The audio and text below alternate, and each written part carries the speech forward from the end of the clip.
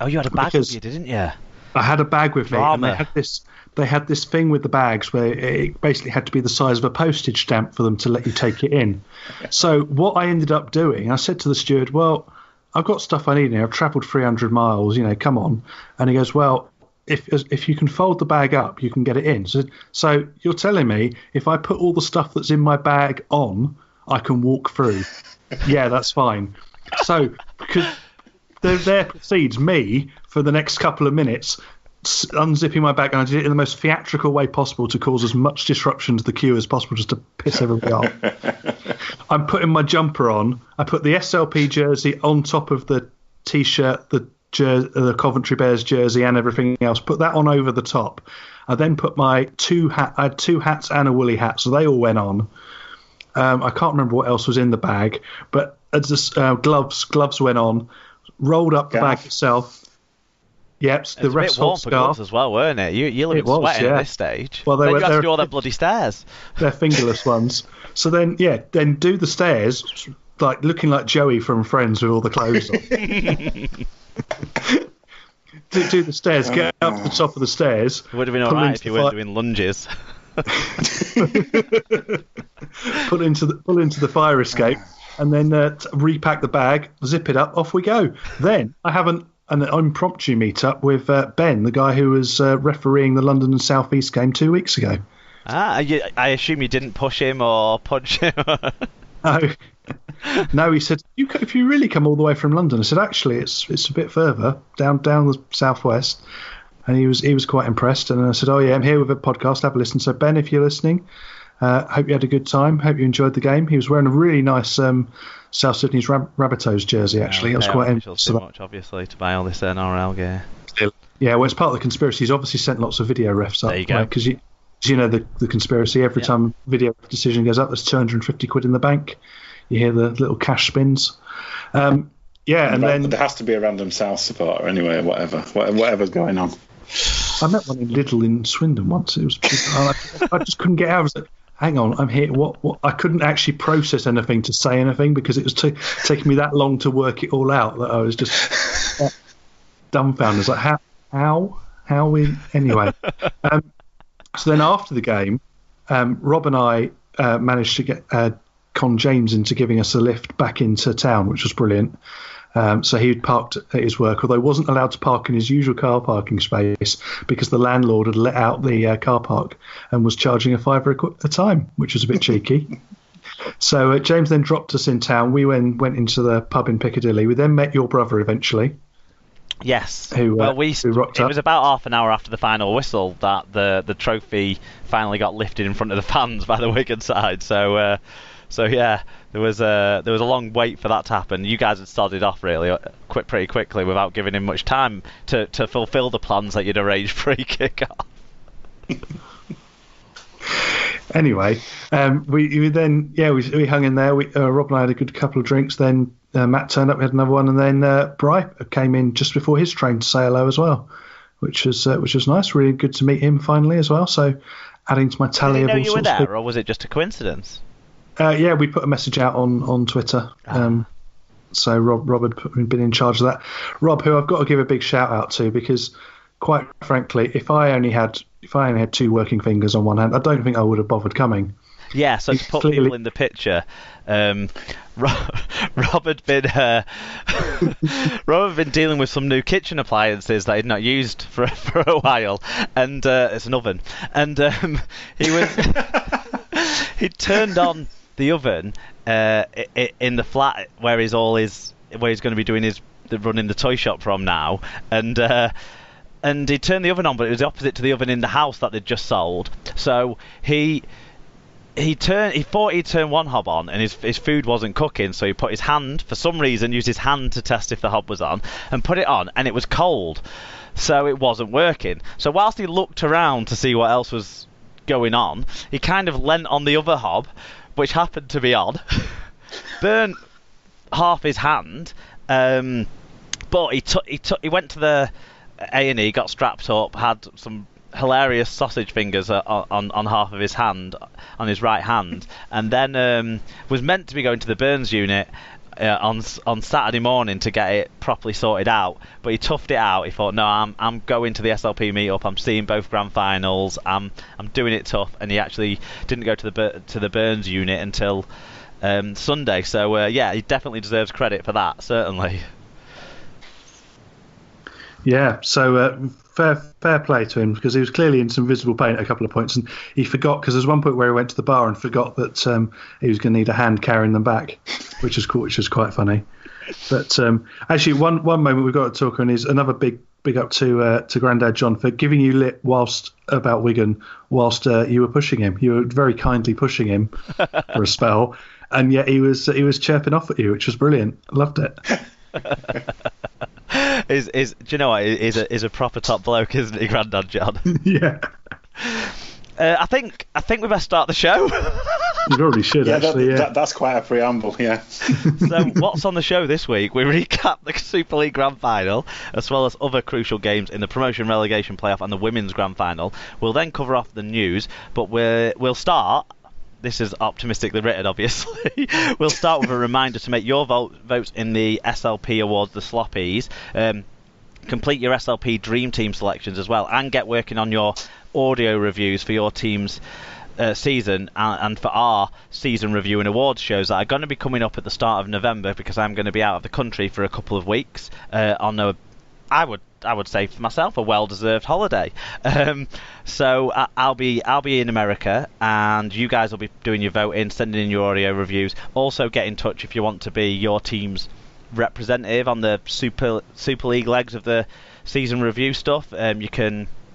We'll get you to do the bit where we talk about your team. So I've got people already with expressions of interest for Hull Kingston Rovers, for Leeds, for Widnes, and for Warrington. So if I haven't read out your club's name already, then please do get in touch. Otherwise, I'll start knocking on your door, and I'm talking to the people who support sides like Salford and Wakefield and Catalans, where we don't get asked much interaction. You'll be hearing from me over the next couple of days. Okay, that is the introduction, the shout out section of the show complete. The only other thing, actually, to just quickly remind you all, is we did a show last week where we talked about the Man of Steel Awards, so that's not going to come up in the news later on. So go back and listen to me, Alan, and Tim talk about the Man of Steel Awards and some of the nominations that were not quite so serious. And apologies for the sound on that. We were sort of warming up to this show, really, and so it was a little bit sketchy in parts, but if anything, it just makes it more fun to listen to. But that's feedback and shout out section. We're now going to move on to review the Super League Grand Final first of all. Before we do the news, we're switching it around for this big match. So it is Grand Final match reviews time.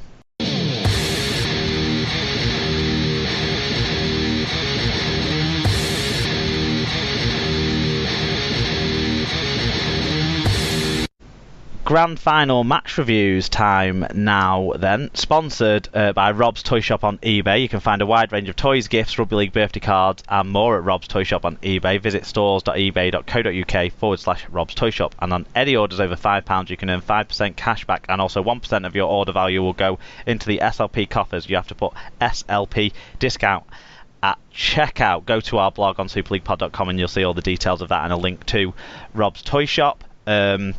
Christmas is coming up, so I'm sure there'll be some toys and gifts on there. There's pet toys as well, and people who've had pets like to buy their pets Christmas presents. I'm sure Rob's very competitive on price point for that sort of stuff, so do check that out. But the grand final on Saturday was Wigan versus Warrington, we know that, and it was 8-4 to the Warriors at half time. It finished 12-4 to the Wigan Warriors, despite the interview I saw on Wigan TV with Sean Wayne thinking that Warrington scored 2 tries. He obviously didn't see the video referee's decision on the effort there from King.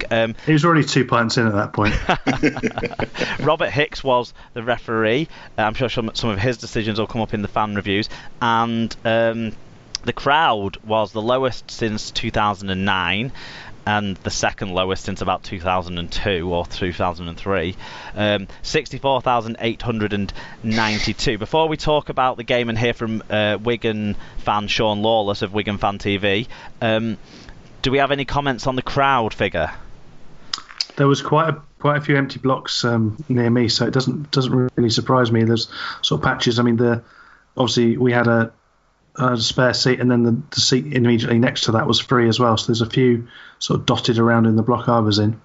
Could you see, Tim or Alan, from where you were, the top end of the top of the end stands? Because we'd reportedly, according to the websites and stuff, sold out our allocation. But when I looked up above me in the east stand, there was a large amount of empty red seats. Yeah, there definitely were, because I could see that end easier than I could the Warrington end, because I was just the viewpoint and the angle, I was slightly easier to see that end.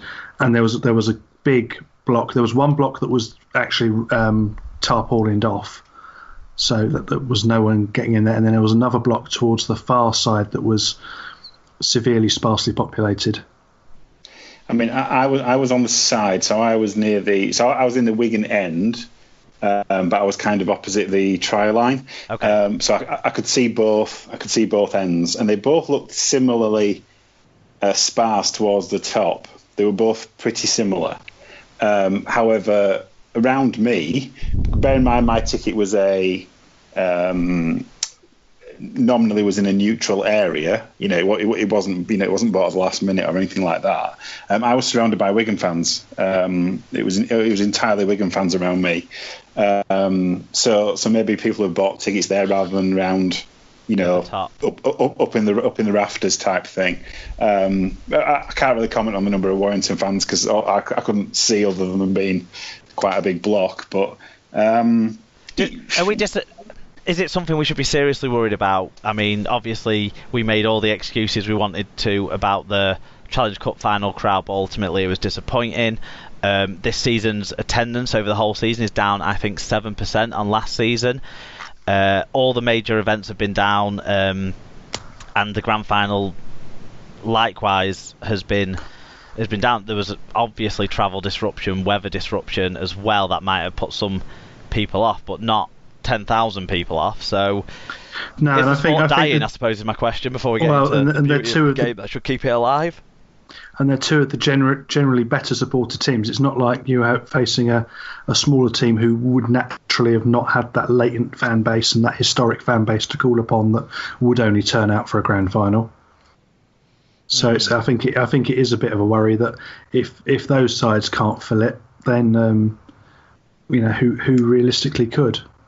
It's certainly something that the sport needs to address, because even everyone who talks about games should be on Saturday tea times, because that's better than Thursdays. Well, where were you? and it was a football international break. They managed to line it up this year as well. So it was a football international break. So there's no football on. So that excuse has been eaten up. Mm.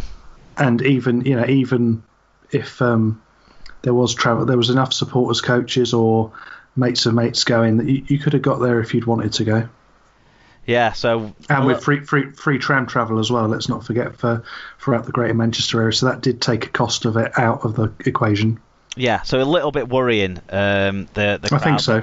Let's hope that it's maybe the reasons and the excuses are to blame, rather than the slow death of our sport that we love. But to move on to a more positive note, let's actually talk about the game. And first of all, we're going to hear from Sean Lawless. I've pre-recorded this, and I actually call him Tom at one point because I was reading from my sheet. And we get to the first person next after we speak to Sean, which will be a Tom. So that's what I was reading. I can't do two things at once, it turns out. I can't read and talk at the same time.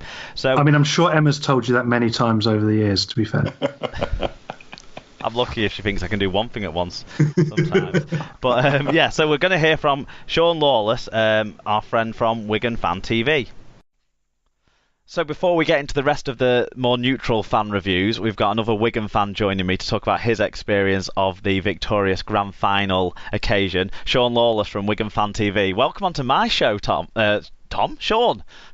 Thanks for remembering my name, Mark. Sorry. It's always taken a full season, but thank you for inviting me. Well, unfortunately, I get enough shit for it being Wigan biased as it is, and I really try to avoid that. I come on your show for a break from people moaning at me for talking about Wigan too much, but that's what we're going to do, because Wigan deserve to be talked about, because that's what, as everyone knows, Wigan won 12